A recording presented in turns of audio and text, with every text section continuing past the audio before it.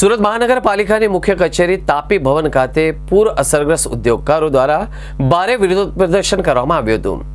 પરિસ્થિતિ ત્યારે વધુ વણસી જ્યારે સુરતના મેયર માયાબેન માવાણી પોતાના પૂર્વ એક નિર્ધારિત કાર્યક્રમમાં જવા માટે નીકળ્યા હતા। આક્રોશિત વિરોધકર્તાઓએ તેમની ગાડીને રસ્તામાં જ રોકી લીધી। ગાડીને આગળ વધવા ન દેવાતા આખરે મેયર પોતે કારમાંથી બહાર નીકળ્યા। પૂર પીડિતોની સ્થિતિ તથા રજૂઆતો શાંતિથી સાંભળી વિરોધ કરી રહેલા વ્યાપારીઓએ મેયરને એક વખત તેમના વિસ્તારની રૂબરૂ મુલાકાત લેવા પરિસ્થિતિનો ચિતાર મેળવવા આગ્રહ કર્યો હતો। મેયરે તમામ ઉદ્યોગકારોને સાંત્વના આપી તેમની રજૂઆતો ઉચ્ચ સ્તરે પહોંચાડવાની ખાતરી આપી અને જવા માટે રજા માંગતા હતા। ઉદ્યોગકારોએ આખરે તેમને રસ્તો આપ્યો હતો। સતત પાણી ભરવાની આ ગંભીર સમસ્યાના કારણે છેલ્લા 25 દિવસ કરતાં પણ વધુ સમયથી વિસ્તારના મોટાભાગના કારખાનાઓ અને અન્ય ઉદ્યોગો સંપૂર્ણપણે ઠપ થઈ ગયા હતા।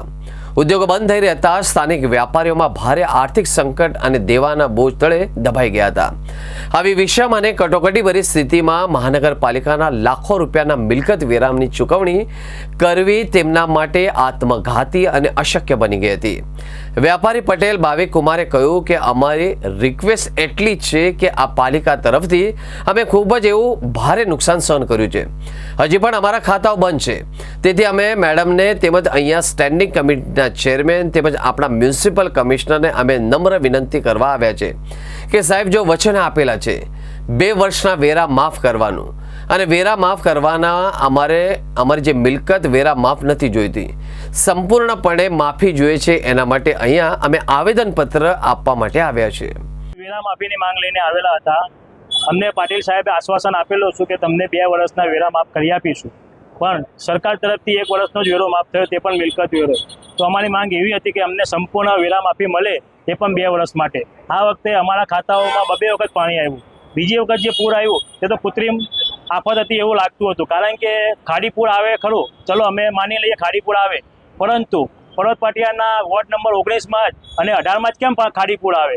ખાડી તો આખી ડુમ્મસ સુધી ફેલાયેલી છે, દરેક જગ્યાએ ખાડી પૂર આવવું જોઈતું હતું। હવે તમે સમજી શકો કે કોઈ દબાણના કારણે તેમજ કોઈ તંત્રની મિલીભગતના કારણે આ પાણી અમારા વિસ્તારોમાં ભરાઈ એકઠું થાય છે અને નુકસાનનો અમારે ભોગ બનવું પડે છે। અને છેલ્લા લગભગ મિનિમમ 7 વર્ષથી તો અમે દર વર્ષે આના ભોગ બનતા રહ્યા છીએ।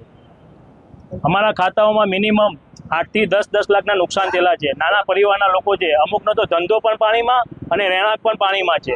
અત્યારે તમારી માંગ શું છે અને શું માંગ? અમારી ડિમાન્ડ એટલી જ છે કે જે ઇન્ડસ્ટ્રીયલ અમે જે SK નગરની ઉમા ઇન્ડસ્ટ્રીયલની વાત કરી રહ્યા છીએ ત્યાં સંપૂર્ણ 2 વર્ષનો સંપૂર્ણ વેરાબિલ માફી મળે એવી અમારી ડિમાન્ડ છે। અને મેડમશ્રીએ અમને આશ્વાસન આપ્યું છે કે તમારી રજૂઆત અમે આગળ કરીશું અને બનતી કોશિશ કરીશું 2 વર્ષના વીમા માફ કરી આપવાની, વેરા માફ કરી આપવાની।